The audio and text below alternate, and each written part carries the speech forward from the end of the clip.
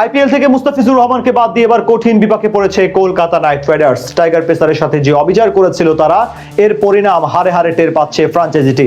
এমনকি এখন এক প্রকার দিশেহারা হয়ে পড়েছে কলকাতার টিম ম্যানেজমেন্ট। টুর্নামেন্টের পূর্বে কি করবেন সেটাই যেন ভেবে পাচ্ছেন না শাহরুখ খান। মুস্তাফিজুর রহমানকে বাদ দিয়ে তবে কেমন বিপদে পড়লো কলকাতা সেটাই জানবো প্রতিবেদনের বাকি অংশে। এক মুস্তাফিজুর রহমানকে নিয়ে কম নাটকীয়তা সৃষ্টি হয়নি বিশ্ব ক্রিকেটে। বিসিসিআই এর নির্দেশে তাকে যেভাবে আইপিএল থেকে অপেশাদারভাবে বাদ দিয়েছিল কলকাতা নাইট রাইডার্স, তা ইতিহাস হয়ে থাকবে বহুকাল। কিন্তু কথায় আছে, সময় বলে দেয় সময়ের সবচেয়ে বড় পরিণতি। এবার যেন সেটাই হতে চলেছে শাহরুখ খানের মালিকানাধীন ফ্র্যাঞ্চাইজিটির সাথে। মুস্তাফিজকে বাদ দিয়ে নিজেদের অনেক বড় মুনশিয়ানা ভেবেছিল তারা, কিন্তু এখন দেখা যাচ্ছে ভিন্ন চিত্র। এক ফিজের জন্য এবার পুরো টুর্নামেন্ট নিয়ে অনিশ্চয়তায় পড়েছে তারা। ফিজকে বাদ দিয়ে যে কত বড় ভুল করেছে কেকেআর, তার ফল হারে হারে ভোগ করছে তারা। 2026 আইপিএল নিলামের রেকর্ড 12.5 কোটি টাকায় ফিজকে দলে নিয়েছিল কলকাতা নাইট রাইডার্স। নিলামে দিল্লি ক্যাপিটালস এবং চেন্নাই সুপার কিংসের সাথে ফিজের জন্য লড়াই করেছে তারা, কিন্তু এরপর বিশ্বকাপের ঠিক আগ মুহূর্তে অপেশাদার আচরণ করে টাইগার পেসারকে বাদ দিয়ে দেয় তারা। অথচ এবার আইপিএল এ সবচেয়ে বড় তারকা হতে পারতেন মুস্তাফিজ। এমনকি কলকাতা তাদের পেস ইউনিটও সাজিয়েছিল বামহাতি এই পেসারকে ঘিরে।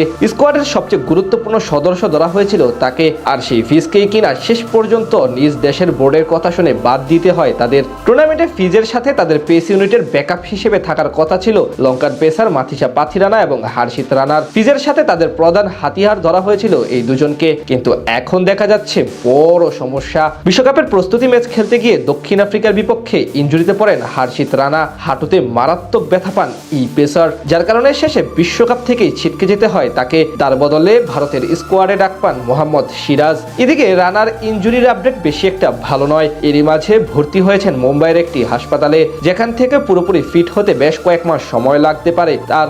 এমন অবস্থায় আইপিএল খেলা এক প্রকার ঝুঁকিতে। অন্যদিকে তাদের আরেক পেসার মাথিসা পাথিরানাও নতুন করে ইনজুরিতে পড়েছেন। চলতি টি-20 বিশ্বকাপে সোমবার অস্ট্রেলিয়ার বিপক্ষে ম্যাচের আগে ফিল্ডিং করতে নেমে চোটের সমস্যায় ভুগছিলেন শ্রীলঙ্কার তরুণ পেসার মাথিসা পাথিরানা। নিজের প্রথম ওভারের চতুর্থ বলটি করার সময় ফলথ্রোতে হঠাৎ থেমে যান তিনি। বল ছেড়েই বাম পা চেপে ধরে মাটিতে লুটিয়ে পড়েন পাথিরানা।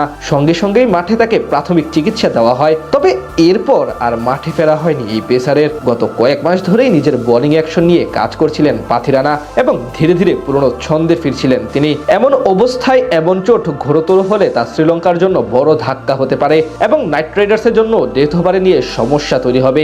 একাতফ মুস্তাফিজকে স্বেচ্ছায় ছেড়ে দিয়েছিল তারা, তার উপর মূল দুই বোলারের ইনজুরি এখন এক প্রকার চিন্তায় ফেলে দিয়েছে তাদের। অনেকে মনে করছেন মুস্তাফিজের সঙ্গে যে অবিচার করেছিল কলকাতা নাইট রাইডার্স, সেটারই ফল ভোগ করছে এখন কড়ায় গন্ডায়।